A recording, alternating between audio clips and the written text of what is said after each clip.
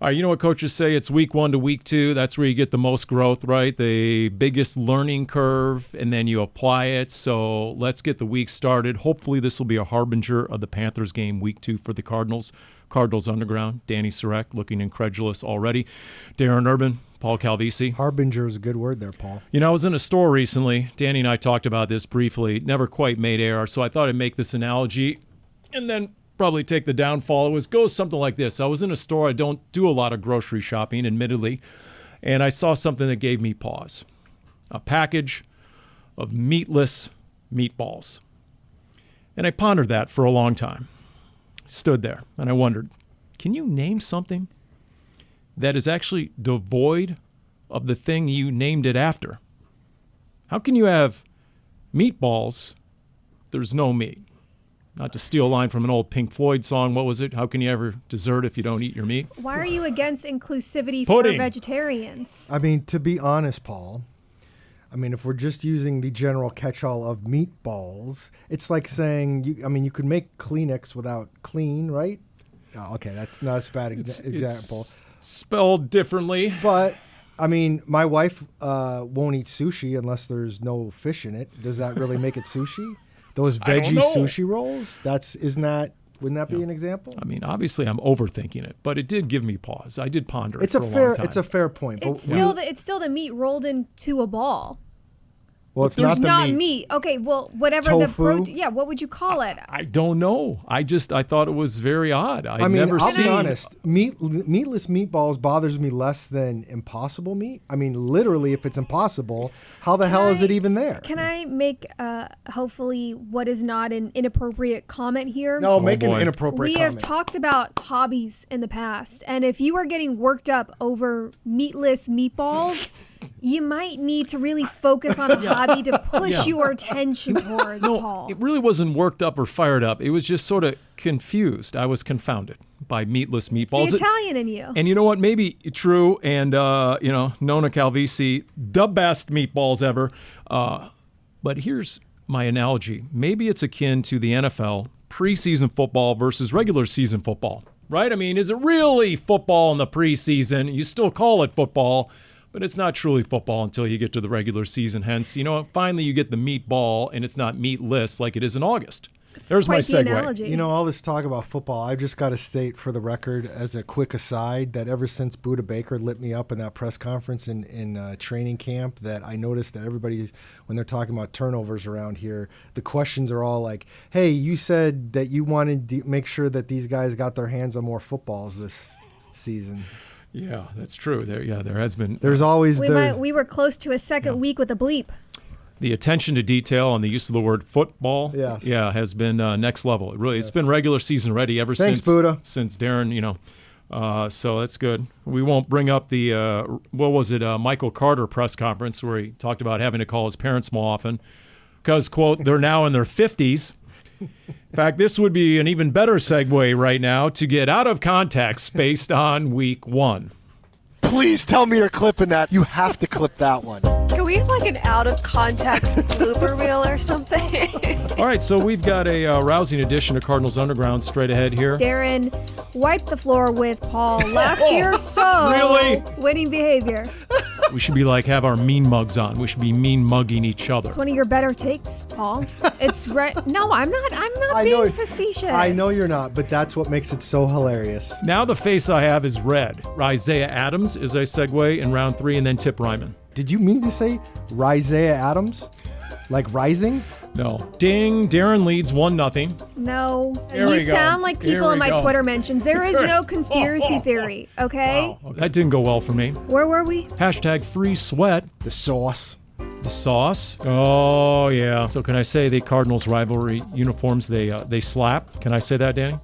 Sure. I wanted to reach out to you, Darren, because you have omnipresent candor. No. Hurricanes in one hand, beignets in the other. Oh, beignets. Yeah, put me down for that. I stay regular season ready. Okay. Do you want to name all those 7 captains, Paul? Dani already did earlier.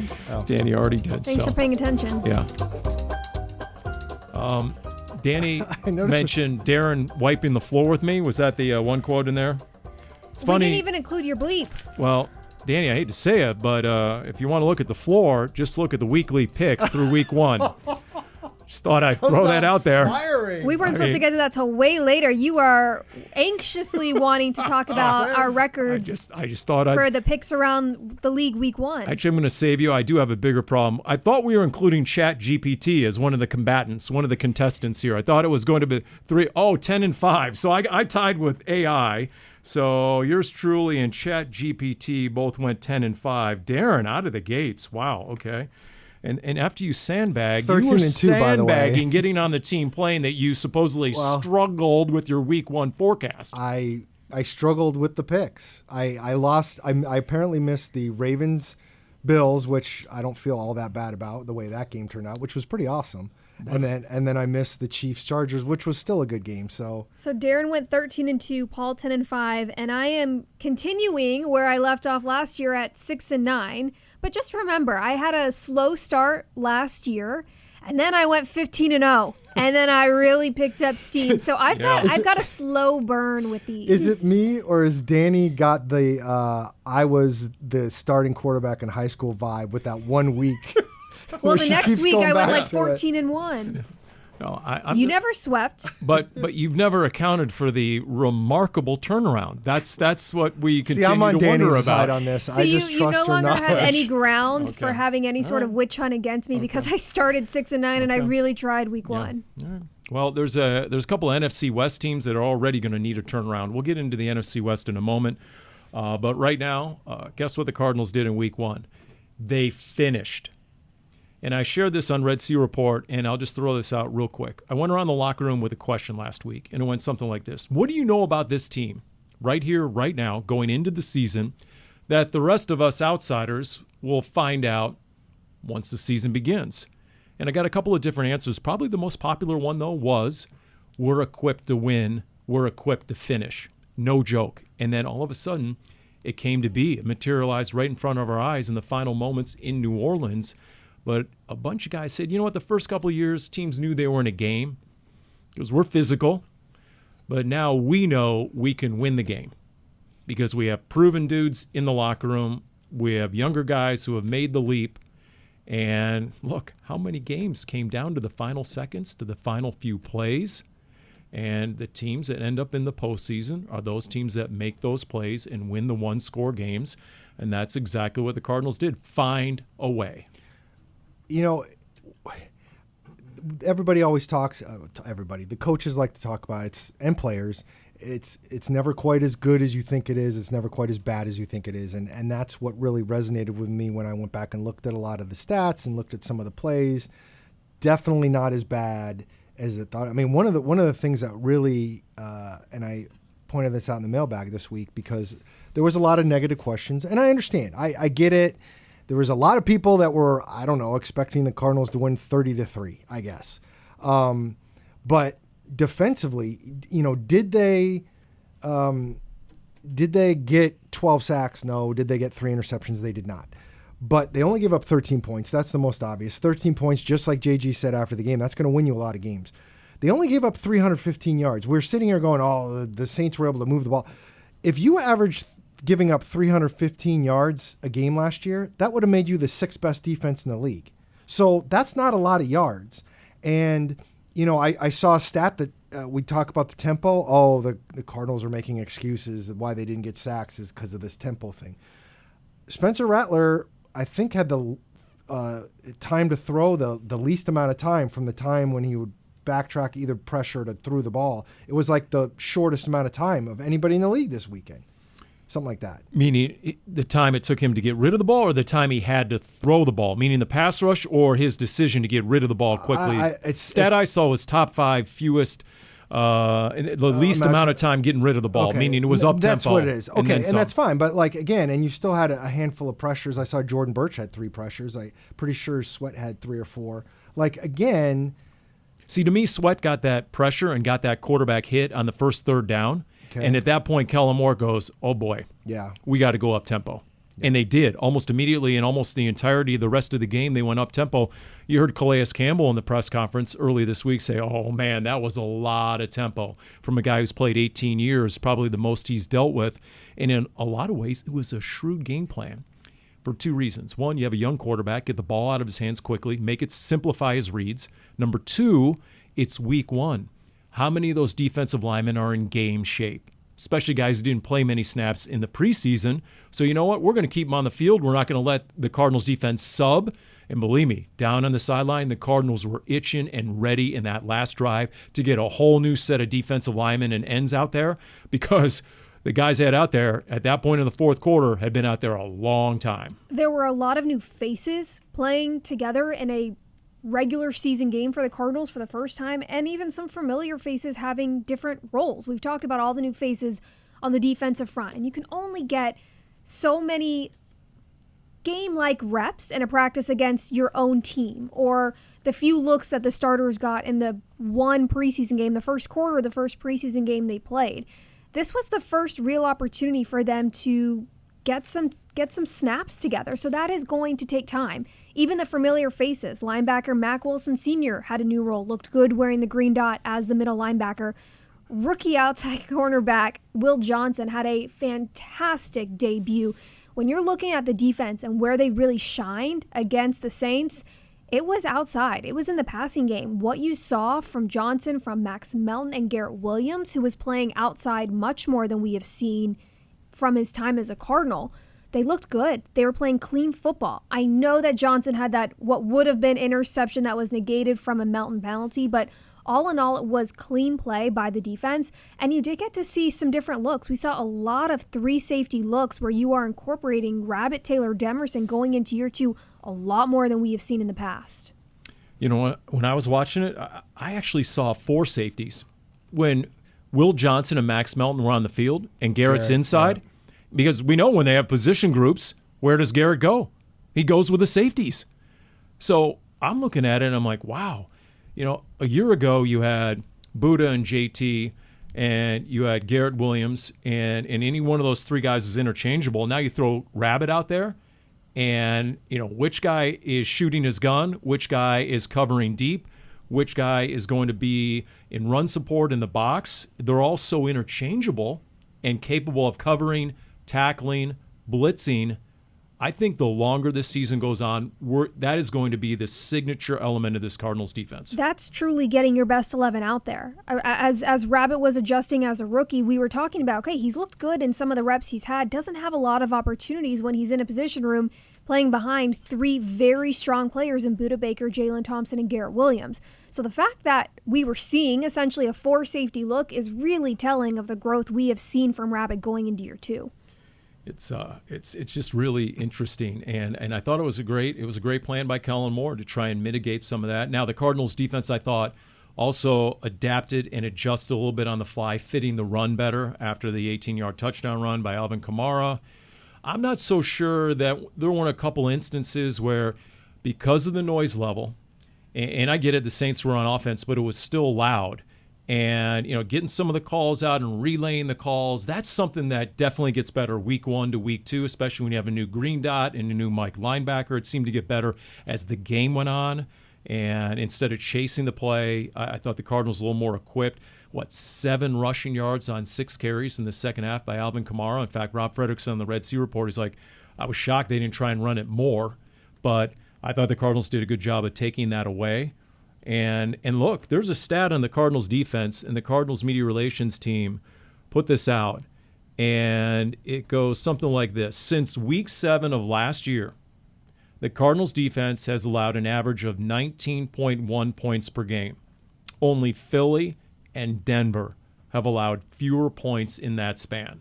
I mean, I think it goes to what we all think of Nick Rallis as a defensive coordinator, number one. I mean, before this first game, they were still rebuilding this roster for the longest time, so he didn't necessarily have the talent he was looking for. And even with this game, you know, again, we talk about the numbers looking pretty better, a lot better than maybe people would have thought by the eye test, and it's going to improve. I agree with all of that, Paul. I mean, again, the complexion of the game also changes if the offense converts a couple more times. I mean, if the Saints are sitting there now, they're probably going to even go faster tempo if you're falling behind even more. But like, this game totally looks different if the Cardinals go and get that touchdown before the blocked field goal, which it looked like they were headed towards doing. Even if they get that field goal and make it a 13-point game at the time. Similar to the defense, the offense needed time to settle in. It was a very slow start and almost a bit confusing when you're talking about an offense that had such consistency from last year. Although, look, it's week one for the defense, same way it is week one for the offense. So this was still the first opportunity for them to really get some live reps outside of a quarter of the first preseason game. That's something that you're going to need to improve. The next opportunity is your home opener Sunday against the Panthers. You need a much faster start and you need to be more efficient. And as we start to get more into the details of the run or the pass, I just think overall, if you're looking for a big improvement from the offense, that's where it's got to start, is how you start the game. All right, needs and wants. Do you need to get Will Johnson on the field for more snaps? What did he play, like 2/3 of the game? Yeah, 45 out of 75. Okay, a little less. A little less. I mean,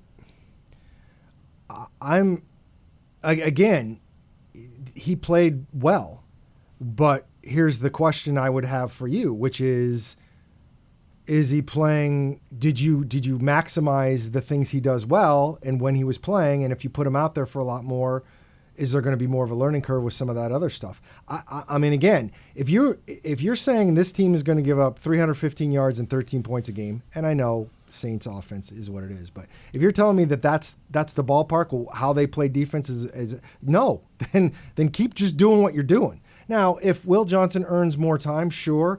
I'm not sure who you're taking out. They clearly love Garrett Williams. Yep. Max Melton is an outside. You got to have the outside guys. It would have to be Max. It just would. You would have to swap them in the depth chart at some point. And I honestly, and this has no reflection on Max Melton, at some point and maybe some point soon, I expect Will Johnson to be CB1 and Max Melton CB2. I mean, he just didn't make those plays against anybody. Rashid Shaheed is a 4-3 guy. Like, he's a legit burner. Johnson had a fantastic rookie debut. He got targeted, which makes sense by Spencer Rattler. You're going to target the rookie cornerback. And Johnson delivered. He had multiple PBUs early on in the game. He had what would have been a fantastic interception where he is running the route better than the receiver he's covering. That was just negated by a penalty. And that big-time hit on Chris Olave at the end of the game, where what's really impressive after talking with the coaching staff is that was on Johnson picking that up. That was something they worked on in practice that Johnson learned from the film and from rewatching some of those reps, saw it in the game, and made the decision to not run, not backpedal, right, with his receiver. And he went and he knocked the lights out of Olave. So a really strong outing physically and mentally by the rookie cornerback. I would think it's too soon, though, if you're saying, hey, we're going to pull Max Melton and put Will Johnson in. I'm more on the camp with Darren of, okay, like, this is still one game, right? And it's possible that happens. I also wonder if you're saying cornerback 1 and cornerback 2, maybe they just move Garrett Williams inside to the slot more. But you're saying in your instance it would be Garrett Williams and Will Johnson out wide. I mean, it's that dime package is fierce.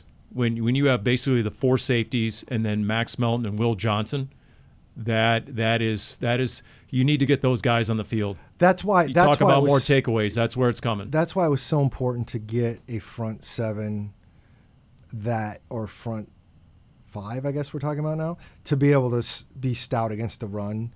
I mean, now again, you can bring in these packages and pass mostly situations, but to get these guys on the field, you got to have guys up front that can handle it, because you don't want to be so small that teams are going to run over you. But I think, it's interesting when you look at the snap counts, and there were 5 guys that played 100% of the snaps. It was Melton, it was Garrett Williams, it was Budda Baker, it was Jalen Thompson, it was Mack Wilson. That means for all the rest of the players, you've got 6 spots left of game snaps. But look, if you're going to rotate your 4 guys up front, Mack Wilson Sr. at inside backer, and then run that dime package, I just wonder how much How long until maybe that's the base defense, I guess is what I'm saying. I mean, you could make the argument it probably already is in their Outside of heads. maybe the first snap. I mean, for example, you get, it's a game of matchups, right? As they like to say, well, Ted McMillan is a 6'4 receiver. So Will Johnson stands every bit of 6'2. Who's the better matchup this week? Just saying. Yeah. And Ted McMillan was by far the most productive receiver for Carolina. But really the biggest difference on, if you want to talk defense, because you know what Carolina did last year in the run game against the Cardinals. Over 6 yards a carry, nearly 250 yards rushing in Week 16 at Carolina. They ran behind the right side of that offensive line. Big Rob Hunt, their $20 million a year right guard. He is a dude. And now the question, to me, this is the best gauge. What Carolina did against your defensive front a year ago, now guess what? In Week 2, you get to show up and you get to say, all right, look at us now. Now we got Dalvin Tomlinson and Calais Campbell, and here's Darius Robinson. He's good to go. And you have a revamped, refreshed, reset front four. Mack Wilson Sr., different Mike Backer, seek and destroy. To me, this is a really good gauge and litmus test out of the gate as to what your revamped defensive front looks like and how they're going to perform, because we know what Carolina did a year ago.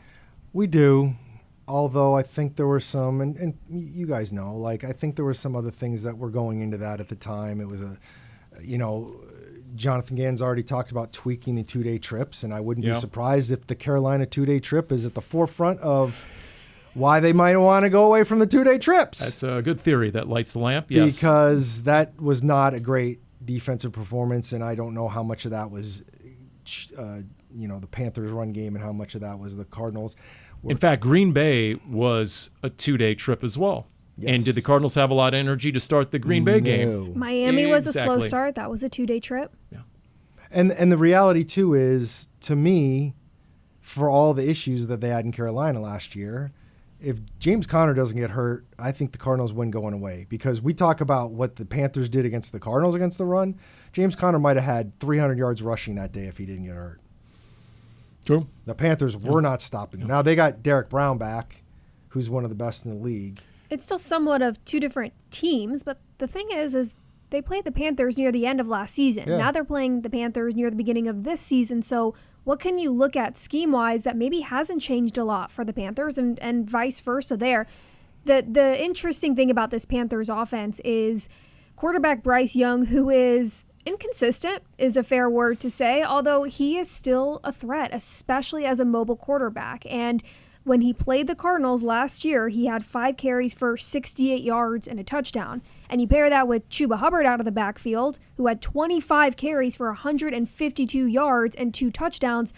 That has to be what you are circling first. If you're looking of where this defense needs to shine, you have to win in the trenches and you have to stop the run. You cannot let a mobile quarterback escape and extend the plays with his legs. Yeah, and guess what Bryce Young did to the Cardinals last year on the road? Remember that? That was not good. I mean, again, we're talking about Rattler. And it's funny we talk about that because, I mean, Kyler Murray in a lot of ways helped. The passing game wasn't quite where they wanted. The regular running game wasn't quite where they wanted to. But Kyler made some key scrambles. And that's part of this league now, both defensively and offensively. Maybe the best one was 14 personnel. Boom, near the goal line. He picks up the first down. Here, you know what? I'm glad you brought that up because one of my favorite parts of that whole thing was Kyler wanted the edge, and he saw he wasn't going to get it, and he said, F it, I'm going to duck in and make sure I get the first down, which I'm not sure he always would have done in the past. Yeah. So props to him for that. Okay.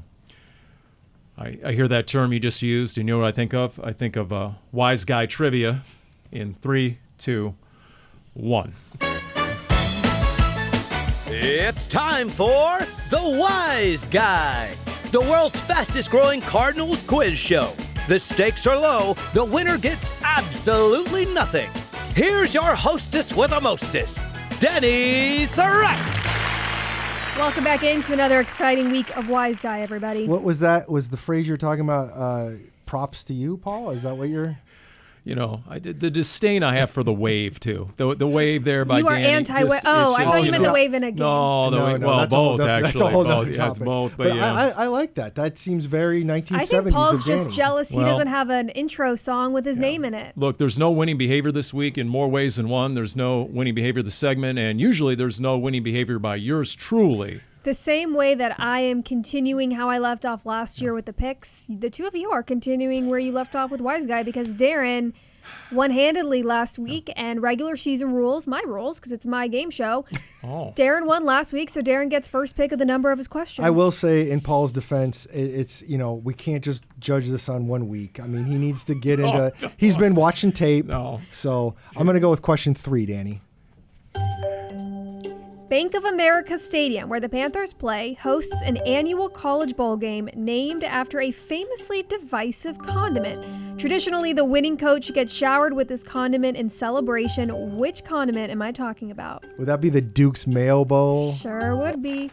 Would either of you be willing to the do most that? gross bowl game there is? You would not be in favor of having mayonnaise dumped on you. I actually enjoy the condiment mayonnaise, but not dumped on me. Who? You don't know that. You've never had it done. You're right. I've never had it done. Well, no Nickelodeon for you. I guess you're not going to get slimed then. Slimed, that's a whole different deal. And that's for the kids, Paul. Is this the Will Levis endorsement? Like Will Levis, Mr. Mayo, right? Isn't that? Yes. Is it? Yeah. Will That whole Levis, deal? is he still somewhere? I mean, is that how he got all jacked like that? I mean, We'll find out in a Will couple Levis? weeks. Yeah, I got to ask this question before we move It's on. a great idea, by the way. Protein fortified mayo. There you go. Put that down. Are you a Mayo guy? Absolutely not. Okay, I didn't think so. For Not some since, reason, I feel not like since this came age up. 11. Go ahead. I mean, come on.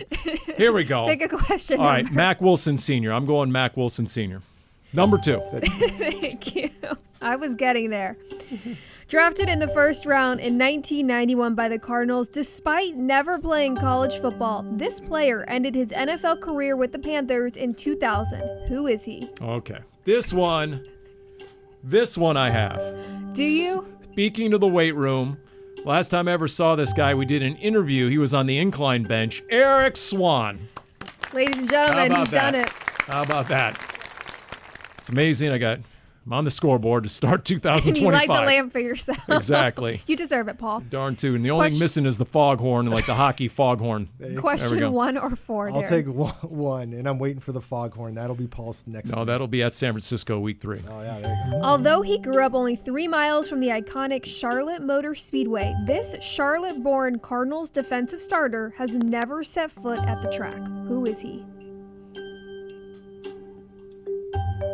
A defensive starter this year? Yes. Defensive starter was born in Charlotte. Goodness gracious. Mac Wilson. Incorrect.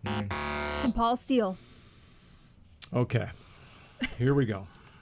Garrett Williams. Correct. Oh my! How about that?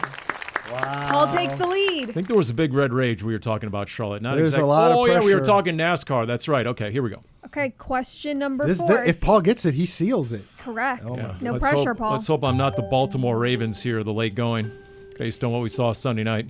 This former quarterback, who suited up for an incredible 9 different NFL teams over a 16-year career, joined Steve Berline, Brian St. Pierre, and Derek Anderson as one of only 4 QBs to have played for both the Panthers and Cardinals. Who is he? Wow, there's a lot in there. I know, it's a So long- one of 4. One of 4 Quarterbacks. quarterbacks to have played for both the Panthers and the Cardinals. He Yeah. played on 9 different teams over a 16-year career. Okay, 16-year career. Jeff Blake. Sorry, Paul, that's incorrect. Come on. Would that be the great Josh McCown? It sure would No be. way. Come on. Ladies and gentlemen, we have a tie. By the way, did you see his square jaw last night on multiple times as the Vikings QB coach, Mr. Josh McCown? Dang it. Time to go to our tiebreaker. So I'll read the question. It's going to be Yeah. a number. The both of you write down your answer. Closest to it will win. Well, I'll write it down and show you, and then Yes. Paul can just You say can his. go over 2, okay? Okay. Here we go. How many total yards did the Cardinals have in their 2008 divisional playoff win over the Panthers? Total yards, Jesus. 08. Panthers scored in 5 plays, and then the Cardinals jack stomped Carolina with like a half dozen takeaways, but we want total yards, okay? Both of them are writing down their answers. Okay. Is Darren it has wrong? shown me his. If my answer has a comma, is that bad? No, that's how bad it can't was. That's how help you. lopsided it was. Okay, I'll go. I bet you I get this wrong. We When might you're have- ready, Paul, you Paul's can gonna say get the your win. answer. Okay. Okay. I don't like when you guys make me do math in my All right, head here on we this go. show. 534. Well, that's easy math for me. The answer is 360, and Darren went with 391. What? What? It was an absolute All the beatdown. because of all the turnovers, they were on short fields. Short fields. Oh, my Darren goodness. gets the week 2 win. Unbelievable. Woo! Sorry, Wow. Paul. I was rooting for you. Wow. Okay. All right. See, if I would have been watching Monday Night Football a little closer, then the name Josh McCown might have. Well, it's when she first started asking the question, Steve Berline came into my head, and when she said his name, I'm like, oh my God, I'm gonna have no idea. 16 years for Josh McCown. Well, That's yes, unbelievable. but I think there was at least 1 year where he didn't play and then came back into the league, and Right. Oh Yeah. my God. I mean- wow. Okay. All right. good for Josh McCown. Let's get to and I had my likes here, right? The finish, Will Johnson, dime package. Literally, this is what I wrote down after the game. Number 4, the Kyler to Marvin Harrison Jr. connection. Give me a few thoughts. What looked different? What gives you confidence? Is there staying power? There was production. There was, there was actual consistency. 5 out of 6, Paul. Yep, compared to last year's completion percentage. Everybody now 53.4%, so there was improvement. The communication was what we were told from both Marvin Harrison Jr. and Kyler Murray felt most improved going into the season. You could see that. We also talked about not just the communication, but needing to be more efficient with the deep ball. That's where this offense needed to take the next step. And we saw that week 1 with a 45-yarder from Murray to Harrison, who did a really nice job tracking the ball over his shoulder on the sideline with the defender closely on him. 5 receptions on 6 targets for 71 yards and a touchdown for the receiver, who looked more comfortable, more confident, all the things he was telling us throughout the offseason. You could see there were also a few plays where Harrison took some hits, not something we normally see when he's out wide and it's one defender. Maybe he's going out of bounds. He was in the middle of the field in the slot, and he was taking some hits. What I liked about it is everything that Marvin said over the summer about feeling more confident, and Kyler said you could tell after the game, but I felt like just watching the game, you could tell. You could tell he was more confident in his route running. You could tell he was confident when the ball was coming to him, that the bomb was a thing of beauty. It was an excellent pass. I don't want to take anything away from Kyler. That throw was unbelievable. The catch was great. The coverage was not bad. Nope. And they made it happen, and I think that's super important. Now, there was a couple of plays, and then the other one that the coaches talk about was the one that Dani was referring to where he got hit, where he got the first down catch and took a shot to the ribs or the shoulder or whatever he took, and you could tell right after the play he was feeling it and came off the field. But I will say that there was a couple of plays that I'm like, ooh, if they just would have made it. Now, obviously, there was the obvious one, which was the one where they were back on their 3-yard line. The throw came. It was a little high, and it was a little behind, and they didn't connect. And if it had connected in stride, you're thinking maybe Marvin has a 97-yard touchdown. Now, I've gone back and watched that, and in real time, I'm like, Kyler, how do you miss that? I watched it a bunch of times. Kurt Warner talked about it on Twitter with the play and basically said the way the safety is, Kyler threw the ball where it should have been thrown, but Marvin kind of had to be where he ended up being. Drew Petzing asked, and credit to Drew, he wasn't going to throw anybody under the bus, but he talked about it pretty good, which was basically like Marvin couldn't have just gone straight up the field. He would have run into the safety, so he had to break it a little bit.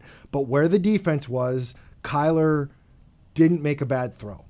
So it's one of those ones where it would have been nice to hook up, but because of the way the defense was, maybe the Saints just played a little better. I see that. I saw a play earlier. Can I ask you real quick on that? Yeah, I'm just sorry. one follow-up question. I wasn't there for Drew Petzing. Yeah. I haven't listened to that yet. I haven't even rewatched the play, but just standing there on the sideline, I thought that maybe Kyler could have waited another moment before releasing the ball, that maybe he felt the urge to get rid of it a little prematurely, because the way Marvin Harrison Jr. was going, he was just going to open green, and if you tap it, pat it one more time and hitch it one more time and then let it go and put some more air under it, how much pressure was coming off his backside? I would have to look at the pressure. That was one thing I did. But I will say this, and Dani pointed this out when we were talking off the air, they were too high safety. The safety off the ball on the other side, that could be that issue. He had looked like he was sitting on Trey McBride a little bit, But if Kyler waits another second, that safety is backing out of it. And then all of a sudden you're dealing with bracketed on Marvin. So I don't see it that way. Okay. And just real quick, there was another play, and I don't remember how the drive ended. It might have been the first field goal or maybe it was the James Conner. I forget what it was. But there was a play where near the red zone or in the red zone, and Marvin went in and then broke it back out to the outside, and he lost his guy hard. Unfortunately, right when he made his break, Kyler got a little bit of pressure and was forced from the pocket, and I don't know if Kyler ever got his eyes back up to that spot, and by the time he was able to do that, they had recovered on it. But I thought Marvin ran a great route, and it would have been a touchdown there too. So I saw signs that as we go, this could really, really look good. You can really see the comfort, level of comfort between the two of them, and Harrison individually going into his second year, and the confidence he has in what he can do and how that creates confidence as a duo and having better chemistry there. Tight end Trey McBride continues to be Trey McBride. There's no question, no doubt there.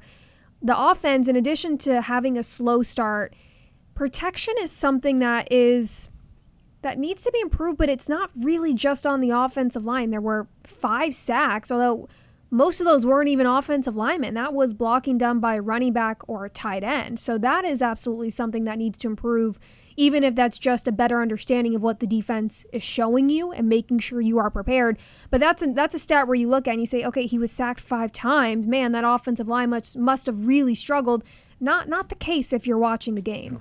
That final sack where he lost 15 yards, Jonathan, again, it's interesting to hear him talk about it, how Brandon Staley, quote, ripped 0 on that, went cover 0, when he hadn't gone cover 0 on the first down or the second down, and he had no pattern in the game of going cover 0 on third down, and that really isn't his MO, but he defied all his tendencies, and for the first time in the game in that situation, to hear Jonathan Gannon tell it, they went cover 0. It's funny you bring that up because this is something that has not been discussed much in all the conversations about what the Cardinals did in the first game and, hey, maybe it would have been nice for their offense to score more. Brandon Staley did not work very well as a head coach, but he is a hell of a defensive coordinator. The last time he was a DC, they had the number 1 defense in the league with the Rams. And one of the reasons the Saints are seen as not a good team is their quarterback situation. Their defense isn't that bad.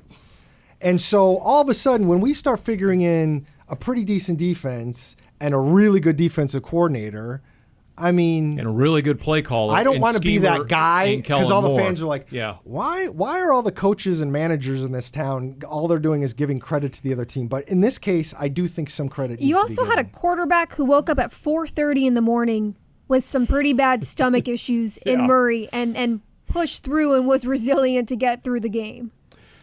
I mean, put it this way, based on what we saw out of the Saints, they're not going to be the worst team in the league. They're not going to have the first pick in the draft. Yes, that is absolutely accurate on that front. By the way, speaking of the Saints defense, 96 running down. Oh, my God. Trey Benson. I mean, I brought this up with Craig Grialou. Remember the J.J. Nelson play, Cincinnati, Thursday night, or maybe it was a Sunday night.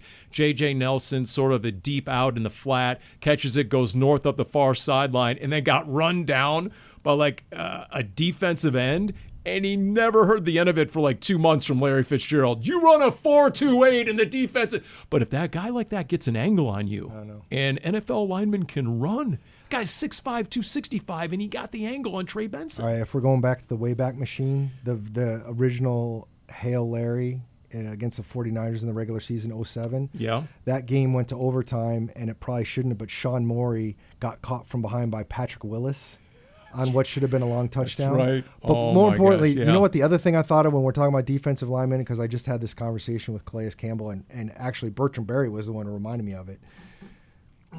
In his rookie season, Calais Campbell was on kickoff return. Oh, yeah. And J.J. Arrington opened a game against the Cowboys at home with a touchdown.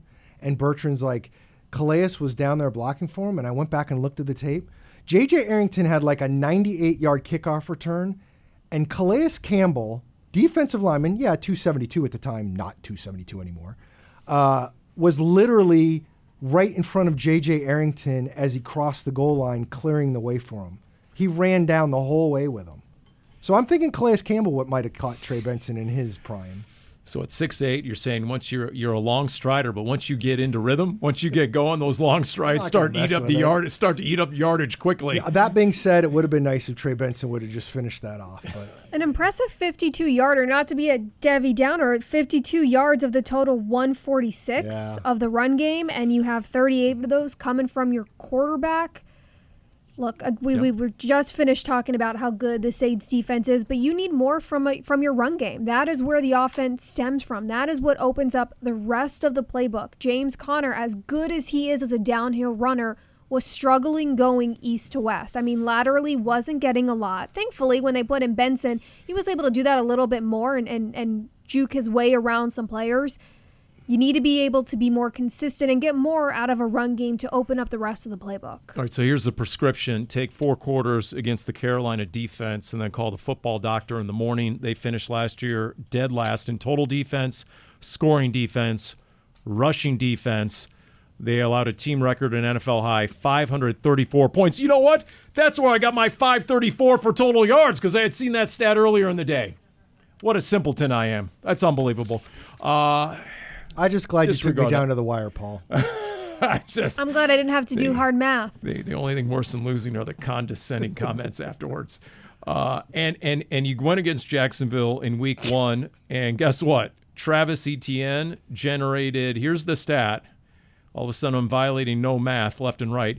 He generated 109 yards rushing on 9 carries on inside rush attempts. So to Dani's point, get the inside, cram it vertical run game going against Carolina. Let's see a return to that. Here's the other thing we have not really taken into consideration. Regardless of the team, of the year, the coaching staff, what is it about Carolina that seems to have Arizona's number?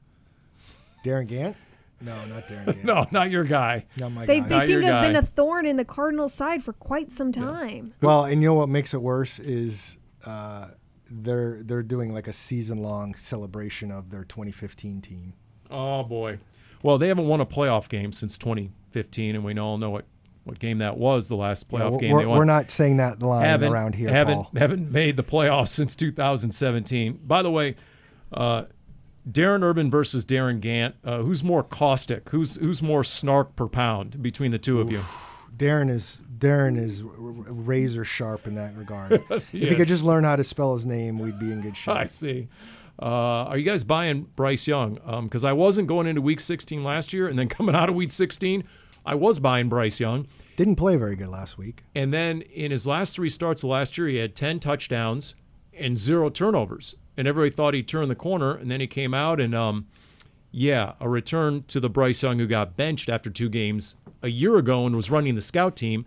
And might not have started another game all of last year, but Andy Dalton, remember, got in a car crash and broke his thumb or whatever it was. Otherwise, Bryce Young doesn't even get back into the game. And you've got a guy who's 6-23 as an NFL starting quarterback, and he comes in, and I'm not sure what to make of him. Obviously, Chuba Hubbard's a dude. Rob Hunt at right guard is a dude. They killed you last year, but Bryce Young also ran a lot against the Cardinals last year. So I don't know if they got designs on a spy on Bryce Young in this game. I wouldn't be shocked if they did, but I mean, I'm feeling good about the home opener. Let me just say that, Paul. Yeah. J.C. Horn, by the way, their star cornerback at a $100 million extension. That'll be a matchup to watch. J.C. Horn, who's a dude and very physical against Marvin Harrison Jr. Just say that. And they do have Derek Brown back, right? The top 10 pick. Who they did not have when they played him last year. So we'll see. Didn't help much last year, but all right. You guys want to go around the horn and check out the NFC West real quick? How about we culture ourselves first? That's a good idea. Yes, of course. Okay. That's good. So I can go ahead and get ready. Okay, here we go. Let's get cultured. Dani, we'll segue to you. Getting cultured with Dani. It is not just directed at Paul. Am I the default uncultured Philistine around here? Yes. You got me very excited now. I am on social media and consume more pop culture than both of you combined. I think I'm being unfairly profiled, but go ahead. Let's go. Arizona tea, and it's not for the reason I brought it up recently about possibly changing their price from 99 cents due to inflation. Arizona tea has teamed up with the Rizzler. But who else? Oh, no. And I know you're confused. Don't worry, Paul. I will tell you exactly who the Rizzler is. He is a 9-year-old internet personality. Is he still 9? I think so. He's thought he'd just be a like big 32 by 9-year-old now. boy. This better be good if we're He talking is- about a 9-year-old. He is known for his, quote, Riz face, where he squints his eyes while stroking his chin and pursing his lips. The two are teaming up for a Rizberry flavor Arizona tea. I can't believe. Have you not seen the new NFL commercial? He's in the new NFL commercial too. Did you see He's that? if they're it's essentially two father-son duos that have become big, and you have like Big Justice, right? The Boom guys from Costco, and then you got the Rizzler. This is a conversation. This is much the better whole for Zach, point right? of Yeah. getting cultured. I is guess so. culturing Paul. So Ooh. yeah, Yeah. look out for the Rizberry flavor of Arizona I tea. do not find that Riz-tastic. Put it that way. Did either of you guys watch Game of Thrones? No. I should have. That's on the list. Shame. Well, I'm going to tell you anyway. Here we go. The character named The Mountain from Game of Thrones set a world record, a deadlift record of 1,124 pounds. My That's back what it. just That's got what it hot. converts to. Oh my gosh, that's like a compact car.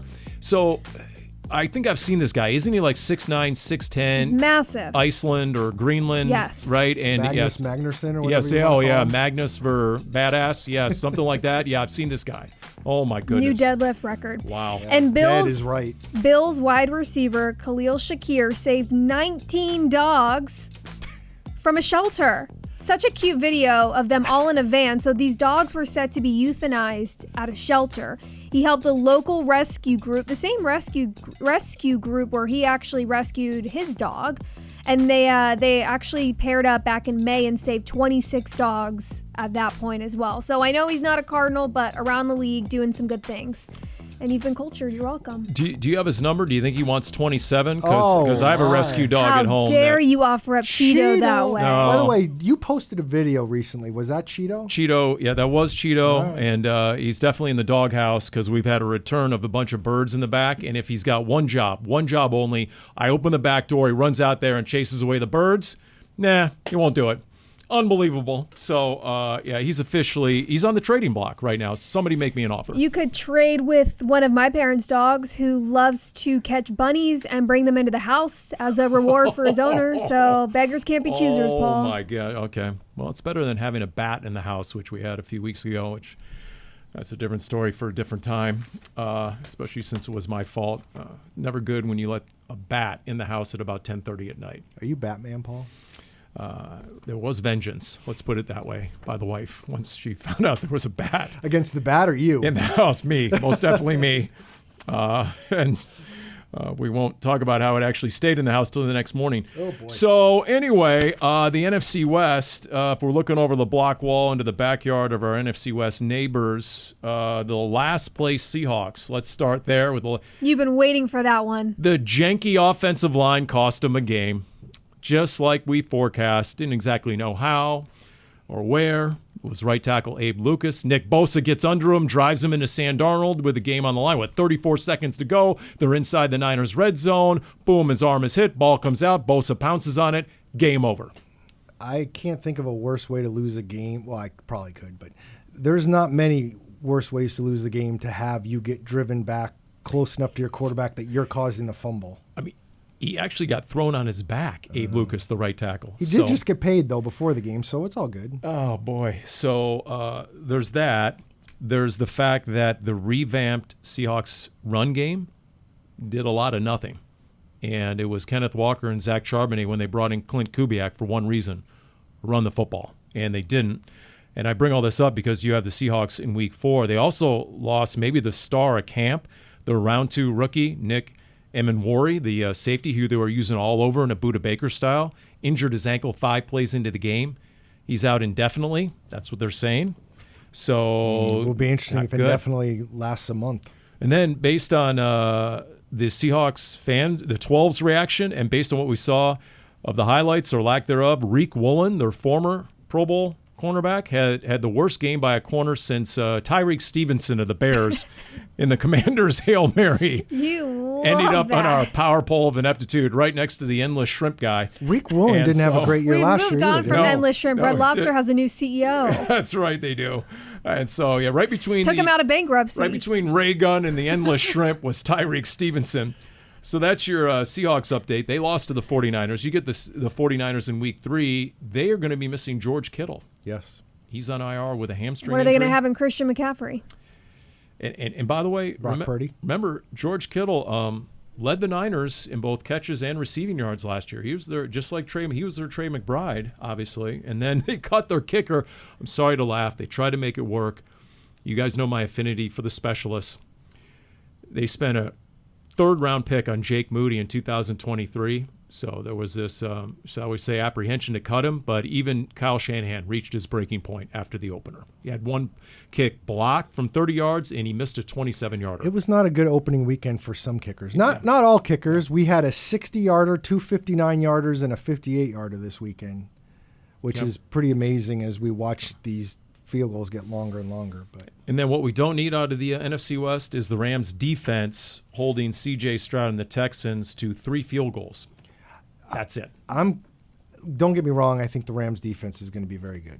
But I also, it seems the Texans without a Joe Mixon, because they don't really have a run game right now, that's going to be tough. By the way, the quote of the week so far is C.J. Stroud starting the week by saying the Texans were, quote, lollygagging and going through the motions against the Rams. And by the way, I didn't like all of last week's practices either. That was C.J. Stroud. So Houston is off to a swimming start. That is no bueno. Yeah. Cardinals get Texans in Houston later in the season. Yes, they do. I'm sure they'll look a lot different. Hey, did you know, Paul, that Jalen Carter got suspended for a game, but because he missed every play that they counted that as the first game. I So see. he technically was suspended, Okay. but he's already missed his game Okay. So he'll lose the paycheck. for the spit. Okay. But he's back. All right. Spitgate. Okay. And then what about the Phillies home run Karen? Home run ball Karen? Tell me you know this. Oh, right? yeah, I've seen this. Okay, Yes, I've just- seen it. But they haven't found her. But see, that's okay. You sure about that? No, we don't need to. Trust me, she's been shamed enough. And the fact that the kid ended up getting a meet with the dude who hit the home run and a bat, and then the Marlins gave him a bunch of gear. True. Like, the kid worked out okay. And don't get me wrong, I can be about the vigilantism as much as anybody, but like, she's gotten crushed. We don't need her name out there. We don't need to dox her. Like, come on. Those people also need hobbies. Could and should that situation of taking the Well, ball she away, needs one too, right? but- Taking the ball away from the boy, the dad had caught the ball. They were kind of fighting for it. Sure, but I agree. At this point, let's move on. You don't need to completely try to destroy someone's life by doxing her I mean, information for that. she didn't go to She a got Coldplay booed. concert We and get move caught with her in on. an affair. Did you see the internet thought they had identified the woman, Yes, not good. but it was misidentification, and the lady who was getting all the blowback, she came out and posted, "I wish I was that skinny.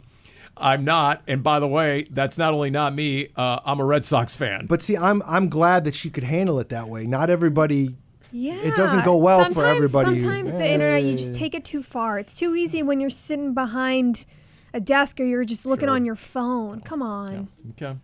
All right. Any other football matters that need to be tended to? Remember, September is still the new August, like we said a couple of years ago. We still believe, a lot of these players are playing their way into game shape. There's still a lot of mistakes you used to see in the preseason, you now see in the regular season. I think it will look different across the league in week 2. At halftime of the game, Paul, will you be right next to the stage for Sugar Ray? It's a good question. That depends on what Or our the casita, I'm sorry, the well, casitas. Jim Omohundro gave me the hook for the halftime show in New Orleans because it was too loud. So, I guess Does that Manny mean he's Fresh? too old? You weren't a fan of Manny Fresh? I don't know who it was. All I know is I went looking for the head coach at halftime only to realize that my venture into the stadium, he was actually back out on the field on camera. So that was a lot of wasted time by yours truly at halftime. But, we'll see. You efforted. It's about that's the right. effort, Paul. I'm the try-hard guy, as evidenced. Do you think Jonathan Gannon would ever Wise eat guy. meatless meatballs? Don't think so. No, this is a guy who hits the cold tub every morning at 5:30 a.m. I'm curious so if you did a blind taste test, you might like them.